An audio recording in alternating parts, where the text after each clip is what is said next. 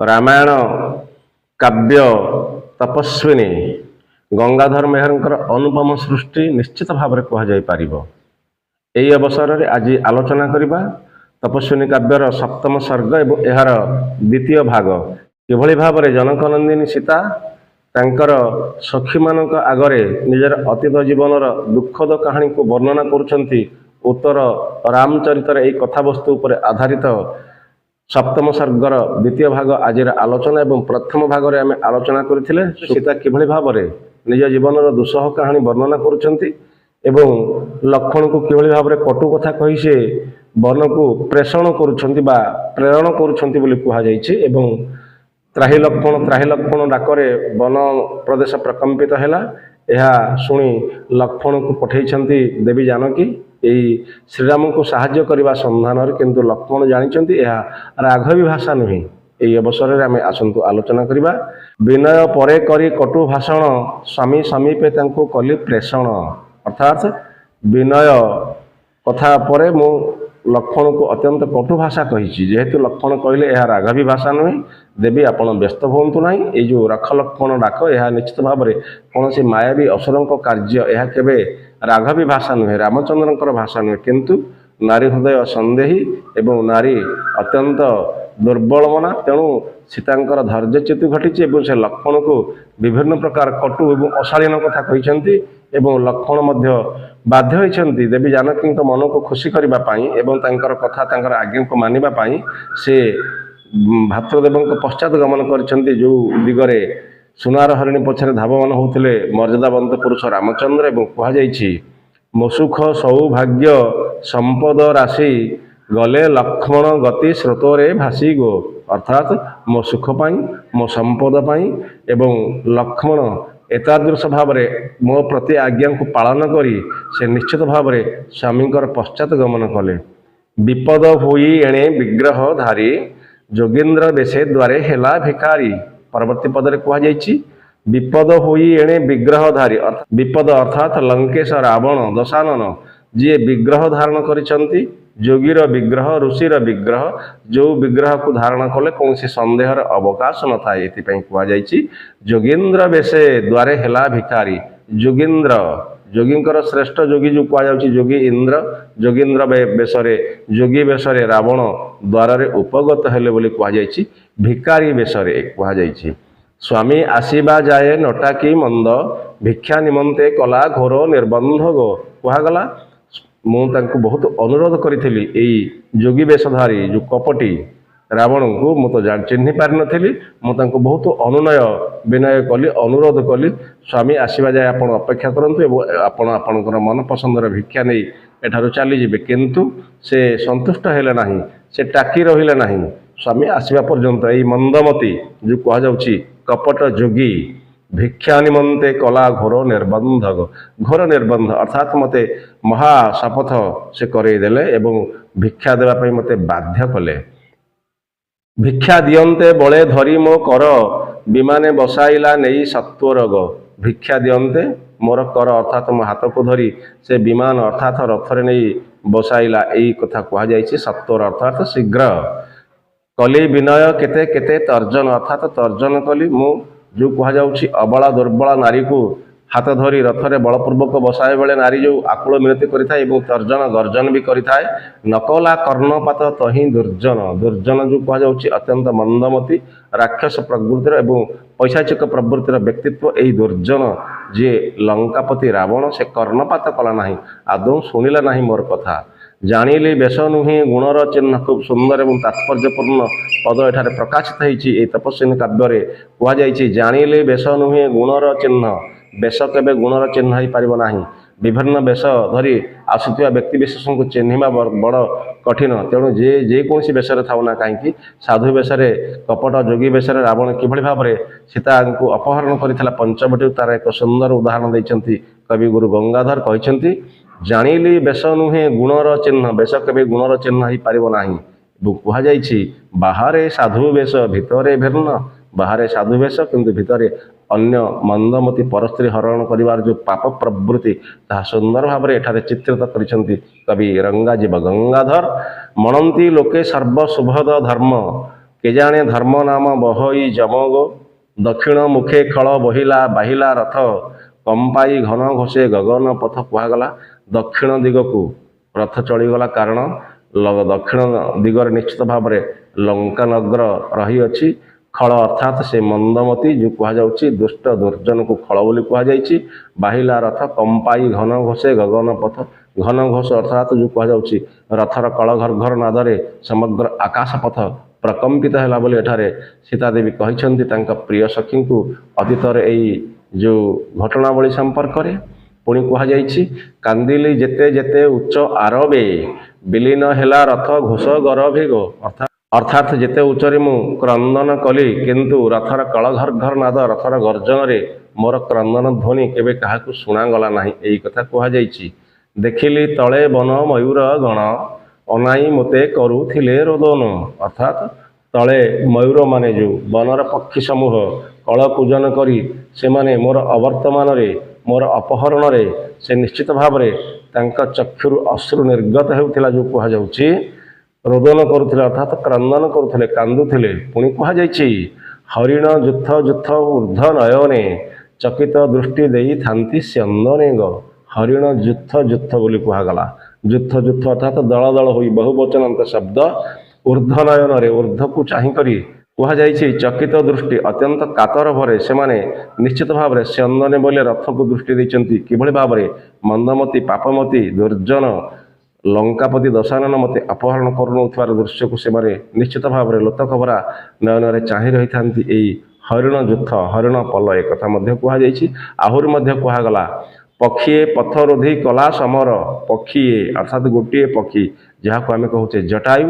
ପକ୍ଷୀଏ ପଥ ରୋଧି କଲା ସମର ତାପକ୍ଷ ପକାଇଲା ଛେଦି ପାମର।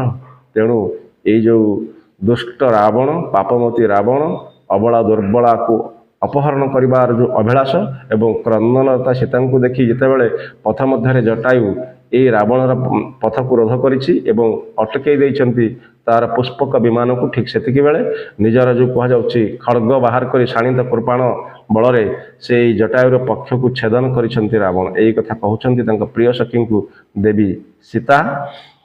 ପବନ ପ୍ରତିକୂଳ ହୋଇ ଗତିକି ନିବାରି ନ ପାରିଲା ମନ୍ଦ ମତିକି। ଅର୍ଥାତ୍ ପବନ ଯେତେ ପ୍ରତିକୂଳରେ ବହିଲେ ମଧ୍ୟ ଏହି ପୁଷ୍ପକ ବିମାନର ଗତିକୁ କେବେ ଅଟକେଇ ପାରିଲା ନାହିଁ। ଏ ମନ୍ଦମତିର ମନ୍ଦ ଉଦ୍ଦେଶ୍ୟକୁ କେବେ ହେଲେ ପ୍ରତିହତ କରିପାରିଲା ନାହିଁ ଏଇ ପବନ ଯେଉଁ ସମୀର ବୋଲି କୁହାଯାଇଛି। ପଥ ପର୍ବତ ଶ୍ରେଣୀ ମସ୍ତକ ଟେକି ପାରିଲେ ନାହିଁ ବ୍ୟୋମ ବିମାନ ଛେକି। କୁହାଗଲା ପଥ ପର୍ବତ ଶ୍ରେଣୀ, ପଥ ମଧ୍ୟରେ ଯେତେ ପର୍ବତ ଶ୍ରେଣୀ ଥିଲେ ସମସ୍ତେ ମସ୍ତକ ଟେକି ଏହି ରଥ ପୁଷ୍ପକ ବିମାନକୁ ଅଟକେଇବାର ଯେଉଁ ଦୁର୍ବାର ବାସନା ମନରେ ପୋଷଣ କଲେ, କିନ୍ତୁ ସେ ସମସ୍ତ ଫଳବର୍ତ୍ତୀ ହେଲା ନାହିଁ। ଏହା କୁହାଯାଇଛି ଏଇ ବ୍ୟୋମ ବିମାନ ଆକାଶରେ ଉଡ଼ୁଥିବା ରଥକୁ ଅଟକେଇ ପାରିଲେ ନାହିଁ ପର୍ବତ ଶ୍ରେଣୀ ମଧ୍ୟ କୁହାଗଲା। ମହିବାସୀଙ୍କି ବାର୍ତ୍ତା ଦେବାର ପାଇଁ ଦିନ ନୟନେ ଥାଏ ତଳକୁ ଚାହିଁବ। ମହିବାସୀ ଅର୍ଥାତ୍ ପୃଥିବୀବାସୀଙ୍କୁ ମୋର ଏହି ଅପହରଣର ବାର୍ତ୍ତା ପ୍ରଦାନ ନିମନ୍ତେ ଦିନ ନୟନରେ, ଦରିଦ୍ର ନୟନରେ, ଆକୁଳ ନୟନରେ ମୁଁ ତଳକୁ ଚାହିଁଥାଏ। ଅନ୍ତତଃ କାହାକୁ ଦେଖିଲେ କୌଣସି ଖବର ଅନ୍ତତଃ ଦେଇପାରିବି, କୌଣସି ବାର୍ତ୍ତା ଅନ୍ତତଃ ପ୍ରେରଣ କରିପାରିବି। ମୋର ପ୍ରାଣବନ୍ଧୁ ମୋର ଅପହରଣର ସଂକେତ ହିଁ ବୁଝିପାରିବେ ବା ପାଇଯିବେ। ଏଇଥିପାଇଁ କୁହାଯାଇଛି ରଥ ଶବଦେ ଭାଷା ହେବ ବିଫଳ ଜାଣି ପକାଇ ଦେଲି ଭୂଷା ସକଳ। କୁହାଗଲା ରଥ ଶବଦେ, ରଥର ଶବ୍ଦରେ ମୋର ଭାଷା ସମ୍ପୂର୍ଣ୍ଣ ବିଫଳ ହେବ। ଅର୍ଥାତ୍ କୁହାଯାଇଛି ବାରବାର ଘନ ଘୋଷ ଯେଉଁ ନିର୍ଘାତ ଗର୍ଜନ ପୁଷ୍ପକ ବିମାନର, ସେଥିରେ ମୋର ଯେଉଁ ନାରୀ ସୁଲ୍ଲଭ କଣ୍ଠ ତାହା ନିଶ୍ଚିତ ଭାବରେ ପବନରେ ବୁଦ୍ବୁଦ୍ ପ୍ରାୟ ମିଳାଇଯାଏ, ତଳକୁ ଶୁଭେ ନାହିଁ। ଏଥିପାଇଁ ମୁଁ ଭାବିଲି ମୋର ଭାଷା ବିଫଳ ହେବ। ତେଣୁ ମୋର ଭୂଷା ବୋଇଲେ ଅନ୍ତତଃ ଅଙ୍ଗଭୂଷଣ ଯେତେ ରତ୍ନ ଅଳଙ୍କାରମାନ ମୁଁ ସମସ୍ତ ତଳକୁ ପକାଇ ଦେବି, ଏହା ହିଁ ଭାବିଥିଲି। କୁହାଗଲା ଜାଣି ପକାଇ ଦେଲି ଭୂଷା ସକଳ, ସମସ୍ତ ଯେଉଁ ଅଳଙ୍କାର ସମୂହକୁ ମୁଁ ତଳକୁ ପକାଇ ଦେଲି। ଦେଖିଲି ନଦୀମାନେ ହୋଇ ବିକଳ ଶୀର୍ଣ୍ଣ ଶରୀରେ ଯେହ୍ନେ ହେଲେ ନିଶ୍ଚଳ। କୁହାଗଲା ନଦୀମାନେ ଅତ୍ୟନ୍ତ ବିକଳ ଅବସ୍ଥାରେ ଚିତ୍କାର କରୁଥିଲେ, କିଭଳି ଭାବରେ ଉତାଳ ତରଙ୍ଗକୁ ଟେକି ଏବଂ ସେମାନେ ଧୀରେ ଧୀରେ ନିଶ୍ଚଳ ହୋଇଗଲେ, ଶୀର୍ଣ୍ଣ ଶରୀର ହୋଇଗଲେ, କ୍ଷୀଣ କାୟ ହୋଇଗଲେ। ଏହି ନଦୀମାନେ ଶେଷରେ ନିରବି ଗଲେ। ସେମାନଙ୍କର ଏଇ ଯେଉଁ ଫେନଯୁକ୍ତ ଉତାଳ ତରଙ୍ଗ ଆଉ ପ୍ରବାହିତ ହେଲା ନାହିଁ, ଦୁଃଖରେ ଏହା କୁହାଯାଇଛି। ତନୁ ସଙ୍କୋଚି ତୁଙ୍ଗ ପାଦପଚୟ ଭିଡ଼ିଲେ ପରସ୍ପରେ ଲଭିତା ଭୟ। ତନୁ ସଂକୋଚି ନିଜର ଦେହକୁ ସଂକୋଚନ କରି ପକାଇଲେ। ପାଦପଚୟ ଏଇ ବୃକ୍ଷ ସମୂହ ଯେଉଁ କୁହାଯାଉଛି ପାଦପଚୟ ତନୁକୁ ସଂକୋଚନ କଲେ ଏବଂ ପରସ୍ପର ଭିତରେ ସେମାନେ ଆକୁଳ ନିବେଦନ କଲେ, କାରଣ ଏଥିପାଇଁ ସେମାନଙ୍କୁ ରାବଣର ଭୟ ଥିଲା। ଅବନୀ କ୍ରମେ ହୋଇ ଗଲା ନୀରବ, ଲୁଚି ରହିଲେ ମୃଗ ବିହଙ୍ଗ ସର୍ବଗ। କୁହାଗଲା ଅବନୀ ଅର୍ଥାତ୍ ଧରା ପୃଥିବୀ କ୍ରମଶଃ ନୀରବ ହୋଇଗଲା, ନୀରବିଗଲା ପୃଥିବୀ। ଯେହେତୁ ଦେବୀ ସୀତା ଯେଉଁ ପୃଥିବୀ କନ୍ୟା ଯେଉଁ କୁହାଯାଇଛି, ସେ ନିଶ୍ଚିତ ଭାବରେ ଅପହରଣ ହେବା ପରେ ସମଗ୍ର ପୃଥିବୀ ନୀରବ ହୋଇଗଲା। ଲୁଚି ରହିଲେ ମୃଗ ବିହଙ୍ଗ ସର୍ବ, ସମସ୍ତ ମୃଗ ସମସ୍ତ ବିହଙ୍ଗ କୂଳ ଏମାନେ ଲୁଚି ରହିଲେ ଏବଂ ନୀରବରେ ଅଶ୍ରୁମୁଞ୍ଚନ କଲେ, ଏହା କୁହାଯାଇଛି। ଏବଂ କୁହାଗଲା ପୂର୍ବ ପଶ୍ଚିମ ଜାମ୍ୟ କକୁଭତ୍ରୟ କ୍ରମେ ଦିଶିଲା ଗାଢ଼ ନୀଳିମାମୟ। ଏଠୁ କୁହାଗଲା ପୂର୍ବ ଏବଂ ପଶ୍ଚିମ ଏବଂ ଜାମ୍ୟ, ଯାହାକୁ ଆମେ କହୁଛେ ଦକ୍ଷିଣ ଦିଗ। କକୁଭ ଶବ୍ଦର ଅର୍ଥ ଦିଗ, ଏଠି କୁହାଗଲା ପୂର୍ବ ଦିଗ, ପଶ୍ଚିମ ଦିଗ ଏବଂ ଜାମ୍ୟ ଅର୍ଥାତ୍ ଦକ୍ଷିଣ ଦିଗ।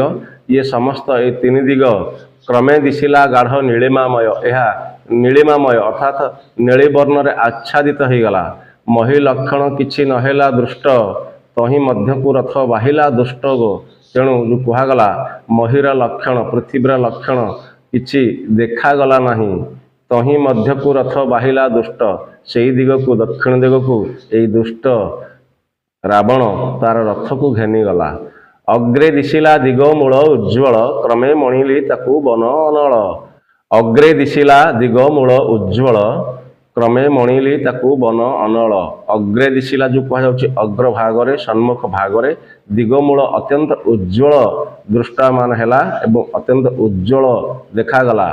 କ୍ରମେ ମଣିଲି ଏବଂ ମୁଁ ତାକୁ ଭାବି ନେଲି, ତାହା ବୋଧେ କୌଣସି ବନର ଅନଳ, କୌଣସି ଜଙ୍ଗଲରେ ନିଆଁ ଲାଗି ଏଭଳି ଭାବରେ ରଜତ କାନ୍ତିଯୁକ୍ତ ଦେଖାଯାଉଛି, ଏହା ମୋର ପ୍ରତ୍ୟାମାନ ହେଲା।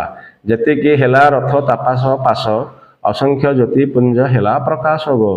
ଯେତିକି ଯେତିକି ସେଇ ବନ ଅନଳ ସଦୃଶ ଦେଖାଯାଉଥିବା ଯେଉଁ କୁହାଯାଉଛି ଦିଗମୂଳ ଆଡ଼କୁ ରଥ କ୍ରମଶଃ ପାଖେଇ ଆସିଲା, ସେତିକି ବେଳେ ଅସଂଖ୍ୟ ଜ୍ୟୋତିପୁଞ୍ଜ ଭଳି ପ୍ରକାଶିତ ହେଲା। ସତେ ଯେମିତି ନକ୍ଷତ୍ର ଖଚିତ ଯେଉଁ କୁହାଯାଉଛି ଆକାଶ ଖୁବ୍ ସୁନ୍ଦର ଦେଖାଗଲା ପରି ମୋତେ ଜଣାଗଲା।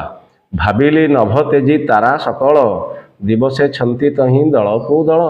ଏହା ମୁଁ ଭାବିଲି, ସମସ୍ତ ତାରାପୁଞ୍ଜମାନେ ସକାଳ ହେବାରୁ ଆକାଶକୁ ତେଜ୍ୟା କରି ଆକାଶକୁ ପ୍ରତ୍ୟାଖ୍ୟାନ କରି ଏଇଠାରେ ଆସି ଆତ୍ମଗୋପନ କରିଛନ୍ତି କି? ସୁନ୍ଦର ସାହିତ୍ୟ କବିଗୁରୁ ଗଙ୍ଗାଧର ମେହେରଙ୍କର। ପୁନଶ୍ଚ କୁହାଯାଇଛି ବିଧୁ ବିରହେ ତେଜି ନଭୋ ମଣ୍ଡଳ, ହୃଦୟ ଜାଳୁଛନ୍ତି ବିରହା ନଳଗ। ସତେ ଯେମିତି ବିଧୁ ବିରହରେ ଏଇ ନକ୍ଷତ୍ର ମଣ୍ଡଳମାନେ, ଏଇ ତାରା ମଣ୍ଡଳମାନେ ହୃଦୟରେ ଅତ୍ୟନ୍ତ ବିରହା ନଳକୁ ଜ୍ୱଳନ କରି ସେ ଏହିଠାରେ ଅବସ୍ଥାନ କରୁଛନ୍ତି କି? ବିରହରେ, ତାଙ୍କର ବଧୂ ବିରହରେ ବୋଲି କୁହାଯାଇଛି। କିବା ମୋ ମର୍ତ୍ତ୍ୟଲୀଳା ହୋଇଛି ଶେଷ, ସମନପୁରେ ହେଉଅଛି ପ୍ରବେଶ। କିମ୍ବା ମର୍ତ୍ତ୍ୟଲୋକରେ ମୋର ସମସ୍ତ ଲୀଳା ଖେଳା ସରିଯାଇଛି ଏବଂ ସମନପୁର ଅର୍ଥାତ୍ ଯମପୁରକୁ ମୁଁ ଧୀରେ ଧୀରେ ପ୍ରବେଶ କରୁଅଛି ଏବଂ ଏହି କୃତାନ୍ତ ଜଣେ ନିଶ୍ଚିତ ଭାବରେ ସମନପୁରୀର କୌଣସି ଏକ କର୍ମଚାରୀ ବା ଦୂତ ହୋଇଥାଏ ପାରନ୍ତି। ଦେଖିଲି ମନୋହର ଅଟାଳି ଶ୍ରେଣୀ, ଦିଶନ୍ତି ରମ୍ୟ ହେଲା କଳସ ଘେନିଗୋ।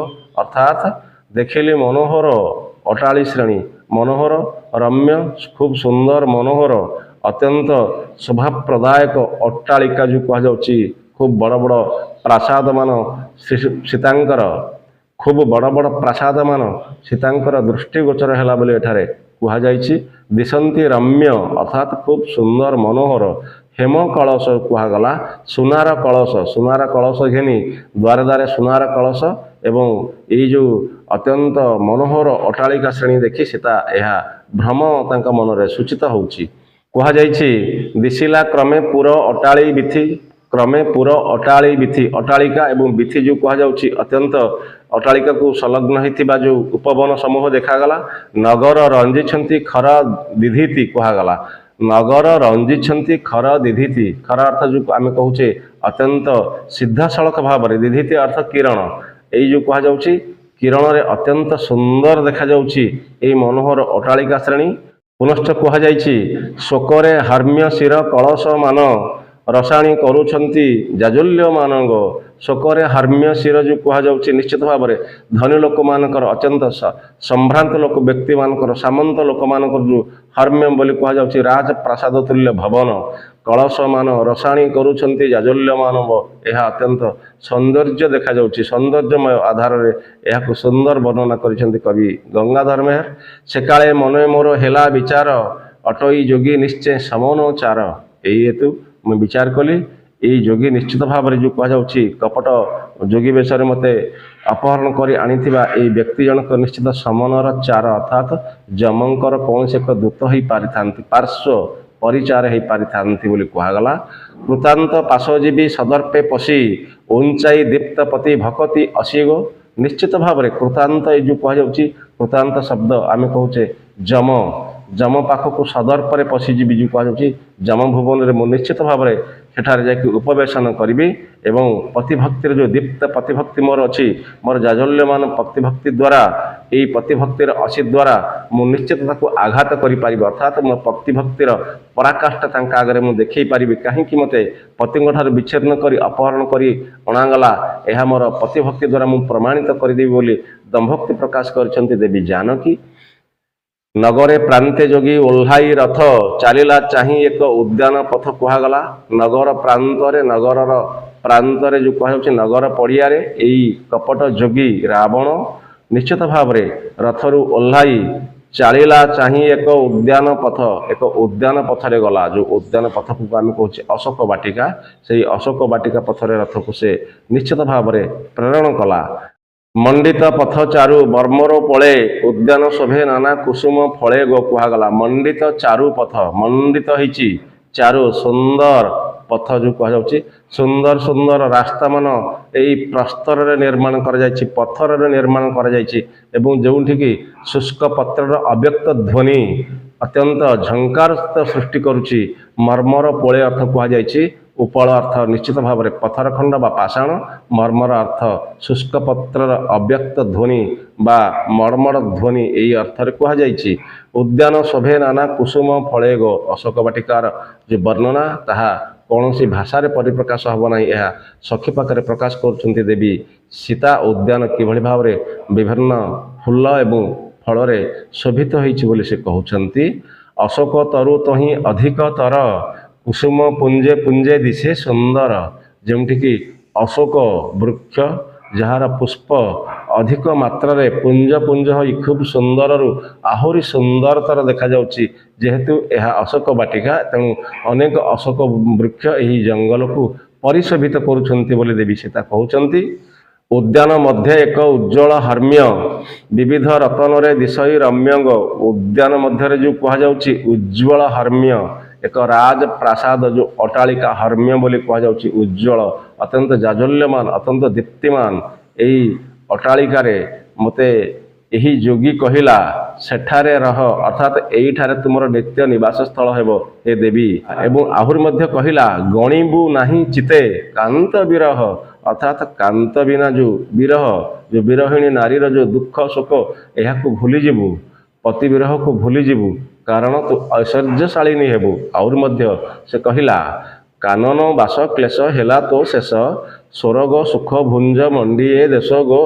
କାନନ ବାସ ଜଙ୍ଗଲରେ ବାସ କରିବା, ପତ୍ର କୁଟୀରରେ ନିର୍ବାସିତା ଜୀବନଯାପନ କରିବା ଯେଉଁ ଦୁଃଖ ଯେଉଁ କ୍ଲେଶ ତୋର ଶେଷ ହେଲା। ଏବେ ତୁ ସ୍ୱର୍ଗର ସୁଖ ଏଠାରେ ଭୁଞ୍ଜିବୁ, ଏ ଦେଶକୁ ମଣ୍ଡନ କରିବୁ। ଏ ଦେଶ ଲଙ୍କାର ଦେଶ ଯେଉଁ କୁହାଯାଉଛି ସ୍ୱର୍ଣ୍ଣ ଖଚିତ ବୈଡୂର୍ଯ୍ୟ ହୀରା ଲୀଳା ମୋତି ମାଣିକରେ ଖଚିତ ହୋଇଥିବା ଏ ଦେଶ ନିଶ୍ଚିତ ଭାବରେ ସ୍ୱର୍ଗଠାରୁ ଅଧିକ ସୁଖପ୍ରଦ ଏ ଦେଶ। ଏହାକୁ ତୁ ନିଶ୍ଚିତ ଭାବରେ ଭୁଞ୍ଜିବୁ। ଏହା କହୁଛନ୍ତି ମନ୍ଦମତି ରାବଣ। ଦେବୀ ଜାନକୀଙ୍କୁ ଏକଥା ପ୍ରକାଶ କରୁଛନ୍ତି ଦେବୀ ସୀତା ତାଙ୍କ ପ୍ରିୟତମ ସଖୀ ନିକଟରେ। ତିନି ଭୁବନେ ଯେଉଁ ଦ୍ରବ୍ୟ ଦୁର୍ଲଭ ବାଞ୍ଛିଲା ମାତ୍ରେ ଏବେ ହେବ ତୋ ଲଭ୍ୟ। ତିନି ଭୁବନରେ ଯେଉଁ ଦ୍ରବ୍ୟ ଦୁର୍ଲଭ ଯାହା ପ୍ରାପ୍ତି ହୁଏ ନାହିଁ ଅନ୍ୟମାନଙ୍କୁ ସହଜରେ ଦୁର୍ଲଭ ପଦାର୍ଥ ତାହାକୁ ବାଞ୍ଛା କଲା ମାନେ ଅର୍ଥାତ୍ ହେ ସୀତେ ତମେ ଇଚ୍ଛା କଲା ମାତ୍ରେ ତମର ହାତ ପାହାନ୍ତରେ ଆସି ସେ ପହଞ୍ଚିଯିବ କୁହାଗଲା। ବାଞ୍ଛିଲା ମାତ୍ରେ ଏବେ ହେବ ତ ଲଭ୍ୟ ନିଶ୍ଚିତ ଭାବରେ ତୁମେ ପ୍ରାପ୍ତି ହେବ ସେହିଭଳି ଦ୍ରବ୍ୟ ସେହିଭଳି ଅଙ୍ଗ ଆଭୂଷଣ ମଧ୍ୟ। ସହସ୍ର ସୁକୁମାରୀ ସ୍ନେହ ପ୍ରକାଶୀ ହେବେ ତ ଅରବିନ୍ଦ ଚରଣେ ଦାସୀ ଗୋ ଅର୍ଥାତ୍ ସହସ୍ର ସୁକୁମାରୀ ଏ ଯେତେକ ଅସୁର ବାଳା ତ୍ରିଜଟା ସମେତ ଯେତେ ଅସୁର ବାଳା ଏଇ ଅଶୋକ ବାଟିକାରେ ଅଛନ୍ତି ସମସ୍ତେ ତୋତେ ସ୍ନେହ ପ୍ରଦାନ କରିବେ ଏବଂ ସମସ୍ତେ ତୋ ଅରବିନ୍ଦ ଚରଣେ ତୋ ପଦ୍ମ ପାଦରେ ସମସ୍ତେ ଦାସୀ ହେବେ, ସମସ୍ତେ ଚାକରାଣୀ ହେବେ। ଏହା କହୁଛନ୍ତି ରାବଣ ଦେବୀ ସୀତାଙ୍କୁ ଅପହରଣ କରି ଆଣି ଅଶୋକ ବାଟିକାରେ ରଖିବା ଇତ୍ୟବସରରେ ରାବଣ ସୀତାଙ୍କୁ ଏଇଭଳି ଭାବରେ ପ୍ରବୋଧନ ଦେଉଛନ୍ତି ଏବଂ ଏହା ପରବର୍ତ୍ତୀ ସମୟରେ ଆମେ ଏହାର ତୃତୀୟ ଭାଗକୁ ଆଲୋଚନା କରିବା। ଜୟ ଜଗନ୍ନାଥ।